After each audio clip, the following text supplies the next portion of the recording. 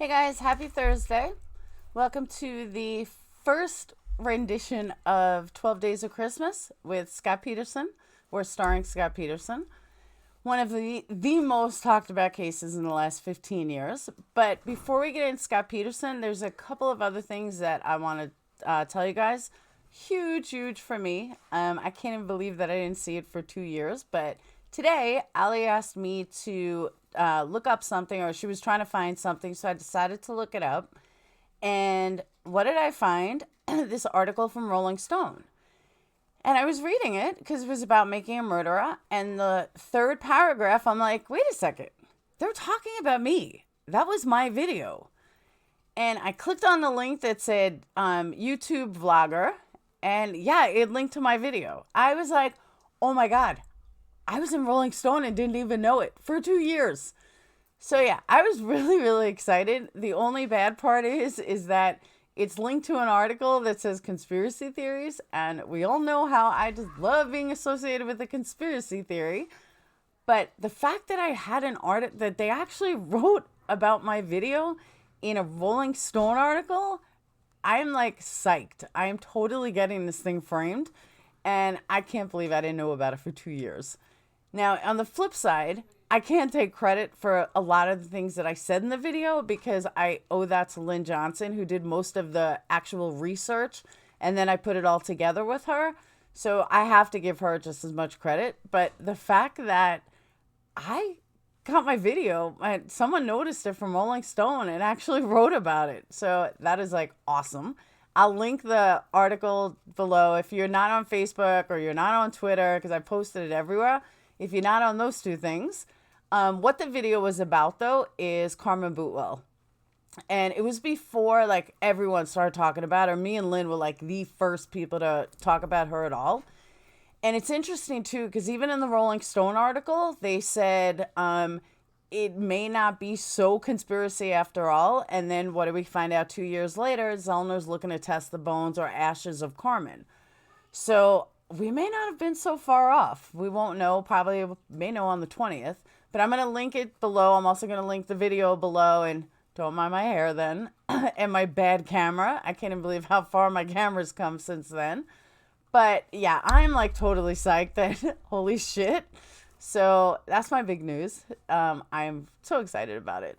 But what I want to say, what the video was about, one of the reasons, a lot of people have asked me, why'd you stop talking about Carmen? You know, what happened? You were the first one to break everything. You were the first one to talk about it 2 years ago. Why'd you stop? It all of a sudden it just died. And the real reason is her brother contacted me probably about a month after I did the video. And he was so nice and he was so confused. And he said that he caught the video. He was looking for stuff online and he caught the video and he was completely intrigued because he knew nothing about the rumors that were going around that the bones could possibly be hers. He proved it was him. We made him show his license. Me and Lynn were like, do you have a license we could see? Like, here, this guy, I made this video about his sister and he contacts me and I was a little nervous. I was like, Lynn, what is he going to do? What if he hates me? Mike Ryan was involved. So, I brought them in. I obviously had to bring Lynn in because she did most of the research and I love her. But at the time, Mike Ryan was very involved with us. And so we all did this together and we, talked to him about it. Lynn spoke to him in detail about everything. And there's a lot of things that are being talked about now that just aren't true. There's a lot of facts that you can find from 2 years ago that just aren't true anymore. And we know this because of her brother. Her and Teresa are not related as far as the mom knows, as far as, everyone knows. I still think maybe they're like 7th or 14th cousins or something. But there's just a lot of stuff that her brother said that, we thought maybe the cops paid for things and so many things were weird. None of that was true. Carmen's father worked his ass off to pay for that crematory. At the time they found Teresa's bone, she had already been cremated. They were driving somewhere with her ashes. So there were just a lot of things that we thought that weren't true. And I hear people talking about it now. And I'm like, no, that's so not true. But I understand why they would talk about it or why they think it was true the same way that I did 2 years ago. So I just wanted to let everyone know that I do know firsthand that a lot of things that I said previously about the coincidences just ended up being not true, which happens. I mean, I'm not an investigator. I'm not Zellner. I'm not an attorney. We did what we did. Lynn still believes Teresa's alive. So, and she is like the master of research, and she's been right about a lot of things. She's still under the impression Teresa's alive, and that's what her research has led her. So I'm not telling anybody that's research, but it just, when it comes to Carmen specifically, I do know what I'm talking about because we spoke to her family for a long time, not like, one conversation. We were close with her brother for about a year. So I just wanted to throw that out there. But that was the video that got me into Rolling Stone. So yeah, that's fucking awesome. Like, I can't even believe that I didn't catch it for 2 years. So I'm not going to sit here and waste 20 minutes on it because I'm already at like 7 for this. But yeah. So if you want to check out that video or the article, I will link it below. And by the way, the video links to the Reddit link that has the link. And the guy writes, whoever wrote it, I don't know who it was, but they write, very interesting theory. She seems intoxicated. I was not intoxicated. I was actually excited, kind of like I am now, but I was not intoxicated. And then it said, but I love the F-bombs.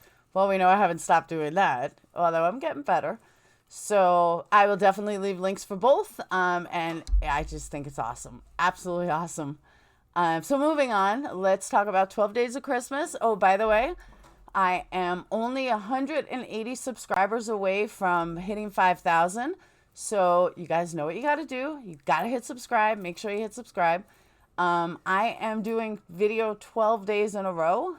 I can't say I'm going to have makeup on for all 12 days, but 12 days in a row, we're doing a different video. Or I'm doing a different video. And then I'm going to do a live afterwards, as long as time allows it. So I'm going to premiere this, and then we'll do a live so we can all talk about it. I may even do like a Google Hangout live, so this way we can all interact. Also want to add that I got a couple of comments about using a plastic cup last time. So now I'm using a regular glass to make you guys happy. Because, I don't know, I saw nothing wrong with plastic cup. It's one less dish the dishwasher takes. Anyway, so now that we're like 10 minutes into this, let's talk about Scott Peterson. In case you've been living under a rock for the last 15 years, Scott Peterson, on Christmas Eve of 2002, his wife Lacey went missing. His wife Lacey was 8 months pregnant. She was really, really cute, girl, very peppy, loved her husband. They met in college. Scott, very good looking guy, very quiet, kind of reminded me of a good looking Chris Watts. Like, I never found Chris Watts attractive, but Scott Peterson is actually very attractive until you find out he's a psychopath, but he's very attractive. So Scott gets, in the public, they have all these different, visuals for her and, where is Lacey, and everybody's behind Scott until a couple of months later or 1 month later when who comes out but Amber Fry. Amber Fry is the blonde.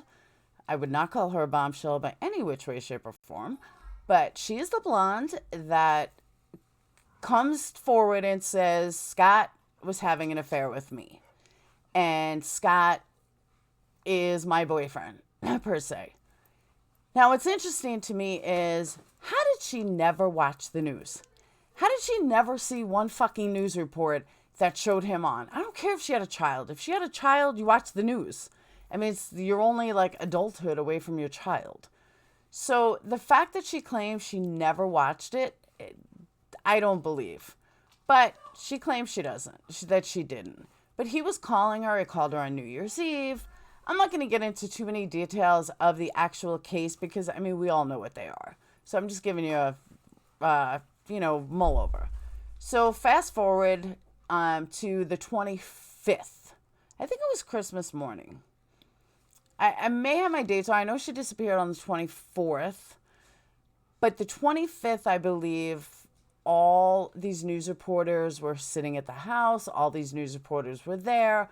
All these news reporters were trying to find out where Lacey was.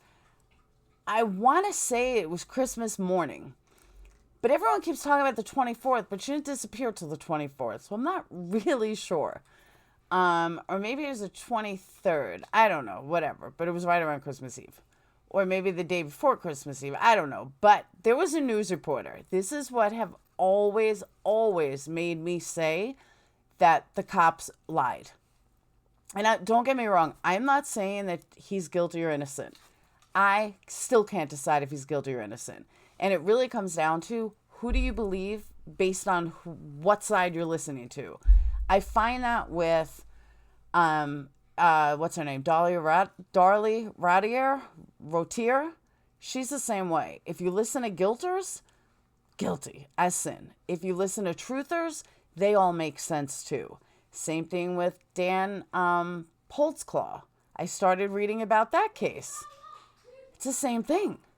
If you listen to Zellner's friend, I forgot her name, Michelle something, Melkin, she makes perfect sense that he's totally innocent. If you listen to the police, he's guilty as fuck. So this is what Scott Peterson reminds me of. I always said Scott was guilty. Because I, like you guys, tried him in the media. And I went with what the cops told me. And I went with what the media told me. But then the A&E special comes out. And his sister comes out. And, all these appeals come out. And you sit back and you say, you know what? Even though I know he never got a fair trial, maybe he really didn't do it. And one of the reasons I say that is this news reporter on Christmas morning, I believe, says that the burglary or the burglars or something, that something happened, like he saw the burglary or something. And according to the police, there's no way that happened on the 24th or the 25th. I think it was the 24th. For some reason, I can't remember why this date doesn't make sense. But I know that the news reporter was there 2 days or a day before the burglars are saying that they did it. Because they were camped out in front of Scott's house. Literally fucking camped out. And I didn't really understand why the cops were saying that, the burglars were saying that, it happened on the 26th when the news reporter specifically said, no, it did not. That's what it was. The news reporter was there on the 26th. And I knew my days were whacked. Was there on the 26th. Said there is no way that this happened on the 26th because we were camped out in front of the house. There was no van. There was no nothing. So that really boils down to, well, who do you believe? Do you believe the news reporter? Or do you believe the news reporter? Or do you believe the burglars? So that raised a whole big thing for me because I'm sorry, but a news reporter is going to be more verifiable than a burglar. Just my opinion. So that made me really open up a lot. Something is so not right here. And why did the burglars lie? So lo and behold, now a new trial, a new appeal is happening. It was actually filed last week. And the thing about it is it brings up a lot of Garagos, Mark Garagos, his attorney, a lot of the things that he failed on. I don't know why it seems to me that the the lawyers for these high profile murders who are noted as some of the best lawyers out there and they've done so many great things and, Hollywood and, all these, they're touted as these amazing lawyers. Then they get to these whole high profile murder cases and it's almost like they just suck. They're the worst attorneys ever. They don't call witnesses. So that really makes me think that they just go through the motions. Not that they're as bad as a public defender because they're being paid to be better, but Mark Garagos is a top-notch attorney. Why didn't he hire experts? Why didn't he hire the right experts? It just doesn't make sense. Like, why would you not hire the right people? So that's what this whole new appeal is about. It's very interesting.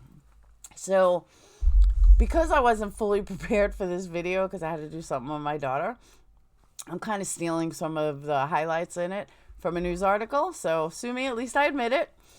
So there's like 6 points. Now the brief I'll link also, either on this video or in the live. I'll link it somewhere. And by the way, the live is going to get pushed off for an hour. I'm never going to get up. But the live is getting pushed off for an hour because this video ran so late. So I'm going to premiere this and then we'll do the live right after. I'm going to do that all week. But tomorrow's Friday and I'm off Friday, Saturday, Sunday. So it'll be easier then. And I'll probably do a couple of at a time. But anyway, so Peterson, the biggest things in this appeal, but there's, also there's a lot of stuff in here that we don't know. And I read through it yesterday, but I've also watched a lot of stuff on his sister. And there's stuff at the marina that for some reason they are kind of like the jury ignored it. He had gas receipts. He had people that saw him. He had people talk to him. All this stuff Geragos did not bring up. So again, I'm not saying the man is innocent, but I'm not saying he's guilty either. I don't know. One of the claims pointed out is that Geragos, who obtained Dr. Charles March to testify on the growth of an unborn infant, Connor, failed to find a credible fetal growth expert.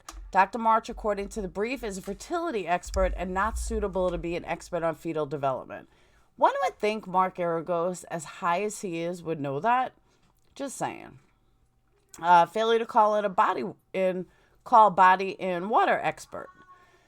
So Geragos is also accused of failing to find an expert to explain how Lacey's body could have been dumped at different points of entry in the water, given where Connor and her were ultimately found. Peterson's post-trial appellate team hired an expert who claimed the victims could have been placed at 3 different spots as opposed to only one specific location. Dog scent expert was not put on stand. According to the brief, Geragos should have called in a dog scent expert to trail to help explain that the scent dog used to track Lacey's scent could have instead tracked Scott's scent to the Berkeley Marina. Scott launched his boat at the Berkeley Marina on the morning Lacey disappeared, and during the trial, prosecutors said that he disposed of her remains the same day while fishing. The brief claimed the handler who showed the dog Lacey's slippers failed to change gloves after he picked up Scott's sunglasses, meaning the dog could have been picked up scent of the sunglasses and subsequently followed Scott's scent. Early reports indicate the dog followed Lacey's scent to the marina. That's a big thing. That's like major. You can't sit there and allow that. I mean, this is the kind of injustice that innocent people go to jail. And again, I'm not saying he's innocent by any stretch of the imagination, but I'm not saying he's guilty either. But it's evident he did not get a fair trial. You can't, in a case, especially a death penalty case, you can't not switch gloves. That's not a mistake that you can make as an expert in a death penalty case. You are putting a man's life on the line. You cannot do that. That's like simple 101. You have to do that shit. So when I read that really, really bothered me. All reasonable experts would agree that any alert by the dog was meaningless, and part of Geragos' reasoning was based on his misunderstanding of applicable law. Someone as high as Geragos should not be mistaken of anything. And then it has the trial. There's tons and tons. In the brief, there's tons of stuff. That's a lot. But again, I'll link the article. It's 131 pages. So there's a lot more than I'm getting into. It talks about how the mailman, this I found interesting as well, that Grable arrived at 10:35 to 10:50. The gate which service had closed at 10:18. So the neighbor is service. The neighbor had closed the gate by 10:18. Put the dog in there. The dog was not barking. The evidence directly supports the defense case that Lacey took Mackenzie for a walk after Scott left for the marina. The state never suggests who else would possibly have opened the Peterson's gate and taken Mackenzie for a walk. This is not only evidence contradicting the state's case, which the jury did not hear, as discussed in Claim 9 of the petition, in accord with Grayhill's recollection that Mackenzie was not at the house when he delivered mail. Numerous witnesses saw Lacey walking the dog in the neighborhood after Scott left for the marina. This evidence also directly supports the defense theory that Lacey left the house to walk Mackenzie after 10:08, the time that the state concedes Scott left the house on his way to the warehouse and went to the Berkeley Marina. But there's more. In 2002, the Medina family lived, that was the burglary, across from the Petersons. The prosecutor concealed at trial that the Medinas left for LA at 10:30 on the morning of December 24th. On December 27th, Diane Jackson reported 2 different police officers that she saw the Medina home being burglarized and a safe stolen on the morning of December 24th. Sure enough, when the Medinas returned home on December 26th, their home had been burglarized and a safe had been taken. The jury heard all of this evidence about the burglary along with the testimony from the police officer Hicks that when he arrested Stephen Todd for the burglary 7 days later, Todd admitted that he had committed the burglary but insisted the burglary occurred on December 26th, not December 24th, as Jackson had reported. But the reporter had specifically stated they were there on the 26th. There was no burglary on the 26th. No van, no nothing. The petition also evaluating Todd's statement that the burglary occurred on December 26th and there was therefore, entirely unrelated to Lacey's disappearance. The jury never heard from the officer, who's a correctional officer at the California Rehab Center in California.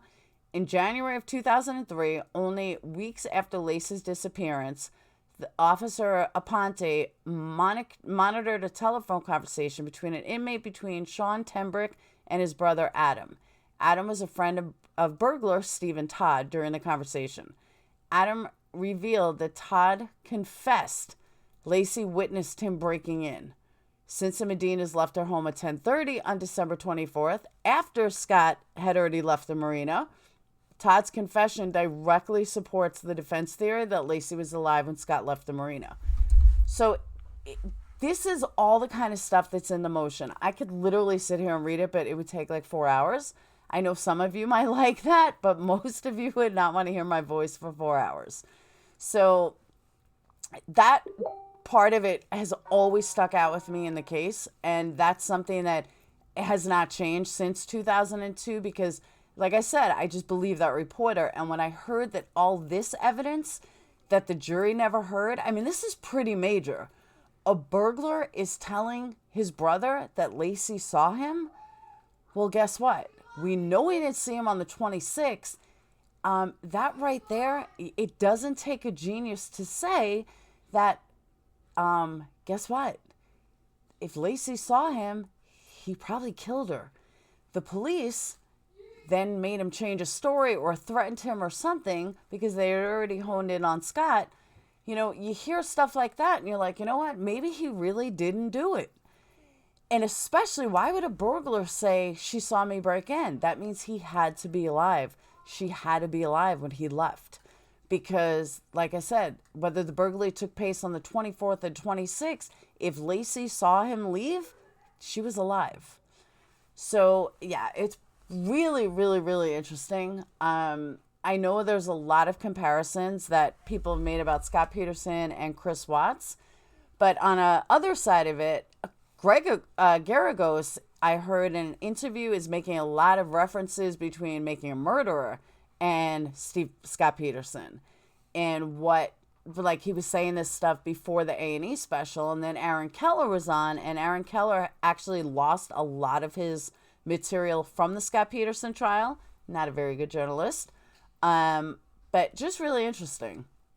Garagos in the brief also states how, he should have, there were a lot of false promises, said, I'm going to show these witnesses that show that Lacey was there. He never presented one of them. I'm not really sure why. So the case, in my opinion, and in media opinion, and opinion of general public, this case is based on circumstantial evidence. Circumstantial evidence is bullshit. I don't know how many times I could say it. But show me real evidence. Show me evidence that there wasn't a burglary across the street. Show me evidence where there's not police tampering. Show me evidence where police didn't throw out stuff. Like this recording that happened in jail, poof, magically disappeared. How does it disappear? Somebody had to get rid of it. There's only two people that get rid of it. The head honchos or the cops, the local cops. The correction officers, I mean. Why would they get rid of it? What's the point? So obviously they're trying to hide something. So now we go into more police corruption. Well, if they're going to hide something, how much are they going to hide and why they're going to hide it?